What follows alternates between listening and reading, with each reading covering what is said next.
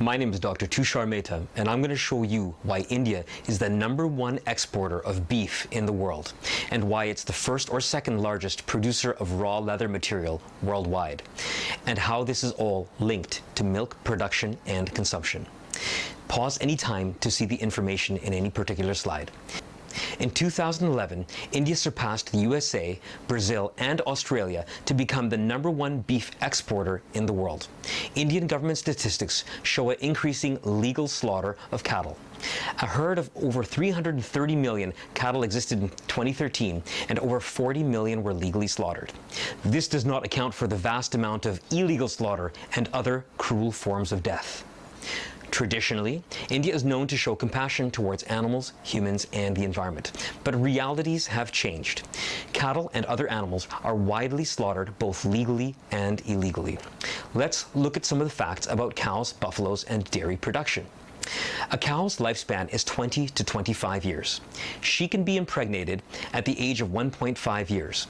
Milk is produced only after the delivery of her baby. This lasts about 6 to 8 months, and she can be re-impregnated 3 months after the delivery and while she is still producing milk. The pregnancy lasts for 9 months, just like humans. Therefore, a calf can be born every 12 months in the production of milk. So let's now do some math. Let's say I start a dairy farm with 10 cows and some land. First, I have them all impregnated using a bull or artificial insemination. And year 1, I have 10 babies born, about 5 males and 5 females, and I get milk production for about 7 months. My business has begun. Year 2, I do the same as well as year 3. The population is now 40. I continue to sell milk.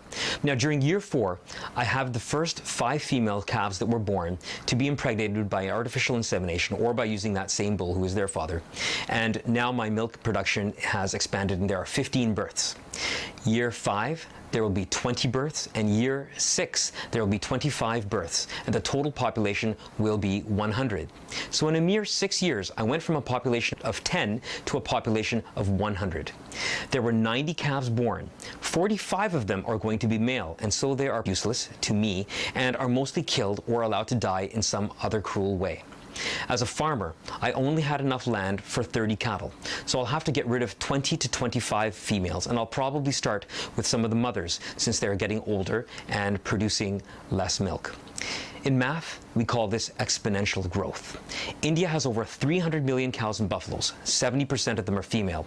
And when the females are impregnated for milk production every 1 to 2 years, about 300 million calves will be born every 2 to 3 years.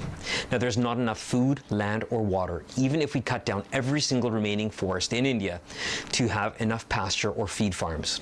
So, as 300 million are born, roughly 300 million will die.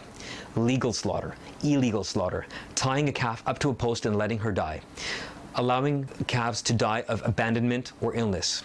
Many times they're abandoned on the street and they die as they eat plastic. Calves are often sold for a mere 500 rupees, slaughtered illegally, and their flesh is sold as goat meat to avoid authorities. Panjapurs, which are animal sanctuaries, cannot even save 1% of this vast number. Funding them or supporting them is nice, but will not solve the fundamental problem. As 300 million are born, 300 million will die one way or another, even if we close down every single slaughterhouse in the country.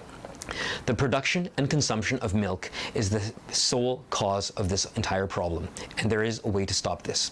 The solution is to have a vegan diet.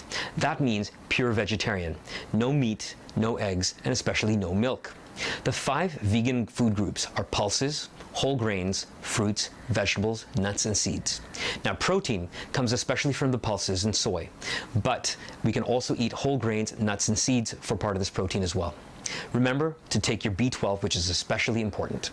Soy milk, tofu can replace milk and paneer. There's also soy yogurt now beginning in India. A soy milk machine is available in India. Call the number on the screen and you can order one. You can also make soy milk with a simple mixer or blender. Google the videos on the screen to have instructions. Reducing animal protein and animal fats, we can reduce prostate cancer, breast cancer, heart disease, diabetes, and some other serious diseases. People like Bill Gates, Mike Tyson, Serena Williams, and some of the world's strongest men and women are now vegan and having the best of health. For more detailed information, search Google and find my videos on YouTube. My references can also be downloaded from there. Please share this video with all your friends, and thank you.